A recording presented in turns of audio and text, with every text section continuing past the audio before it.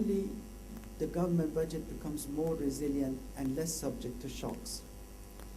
Secondly, people they will have ownership in what the government is doing, which means they become active in the governance structure. They want to know what happens to my money. And the government will have to become responsive to the people's inquiries about where this money and how efficiently this money is being used. Therefore, it is essential that if we want to create this change in order to energize not only the Islamic finance, but move the country forward in trying to achieve its aspiration of becoming a financial hub in the world, to develop a vibrant stock market. But stock markets have problems, because I'm sure in many of your minds goes and says, but aren't stock markets a big casino? Yes, they have been and they will. This is the history. But it doesn't mean they have to continue to be one.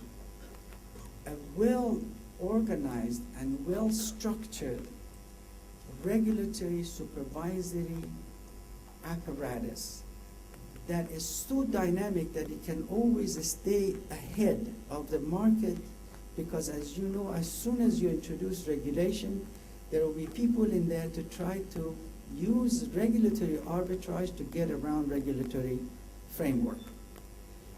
But this can be stopped by investing enough resources in developing a comprehensive regulatory and supervisory structure.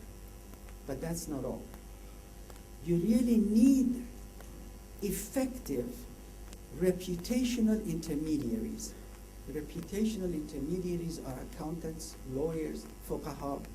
These are the ones who invest a firm and its shares in the market with credibility. In order to do that, you need very effective business and law schools. I spent 3 weeks at the University of Malaya Business School last time I was here.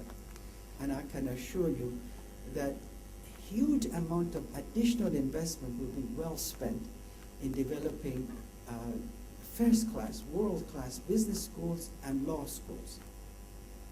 And then you also need to organize, or maybe allowing these reputational intermediaries to organize self-governing organizations in order to assure the rest of the market that their opinions are credible. All of this have to be in place before one can hope that you develop a world-class global stock market. But what this does is, if indeed you develop instruments which finance government operations with the instruments of risk sharing, which is supposed to be the most effective instrument, that is the stock shares, then what you allow is the rest of the private sector to develop what remains between the low end of the spectrum of the menu of financial instrument and the high end. And that energizes the private sector innovation and allows them to develop the instruments, take the talent that they are now spending in spinning and spinning and spinning all of the short-term instruments of Islamic finance into medium-term and investment-oriented instruments of finance.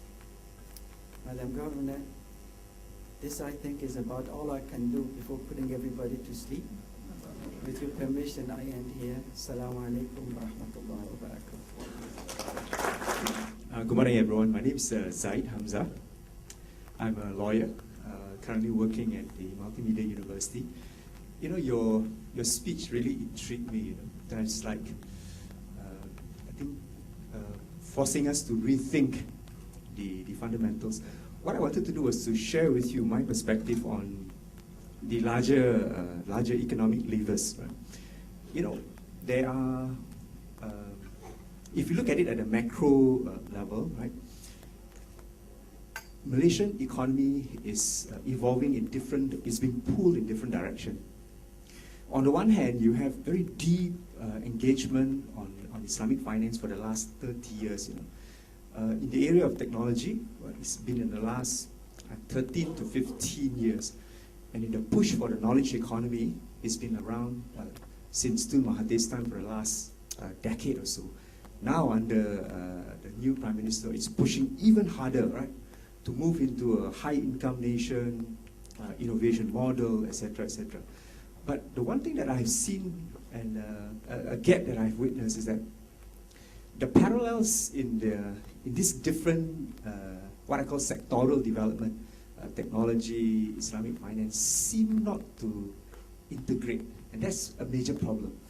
Okay, if you look at it purely from a context of the Islamic and the banking framework, it seemed to be in order, right? The structure is in place, but what I think we really need to rethink is recasting everything in a completely different mode. Okay, let me give you one example, right, of something that I have said publicly and have made representation to the Malaysian government. Malaysia today is a regional leader in ICT, for example, right? Info communication technology. And in the last 5 years, Malaysia is trying to go into biotechnology. Last year, they just gone for another push in green technology.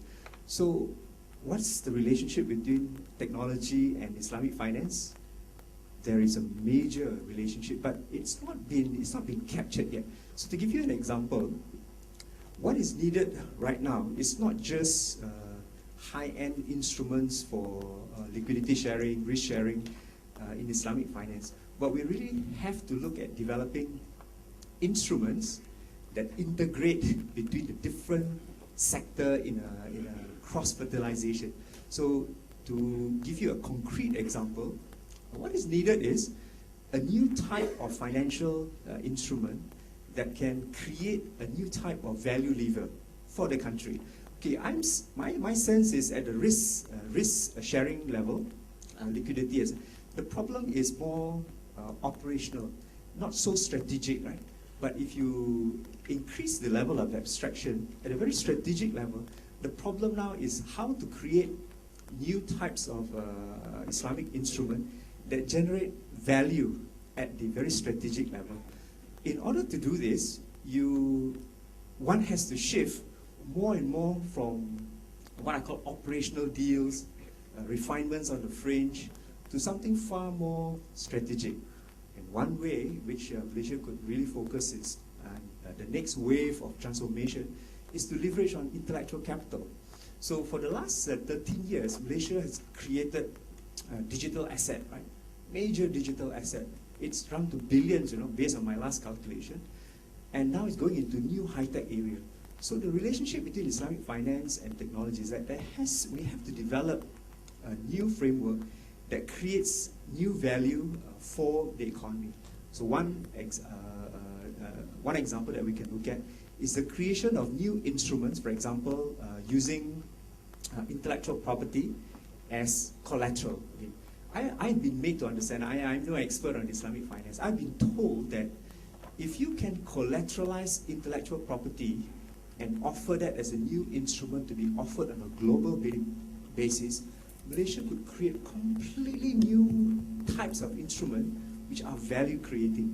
But the problem that I'm seeing in my last 7 years here is that people are not linking the technology development, strategic economics, intellectual capital with the own self-sustaining Islamic banking financial ecosystem. So what is needed is a shift also in thinking, because boundaries are no longer bound by silos. Excuse me, sir, if I Thanks can very much. I just wanted to share that with you. Thanks very much. So I'd be happy to take more views later. Thanks.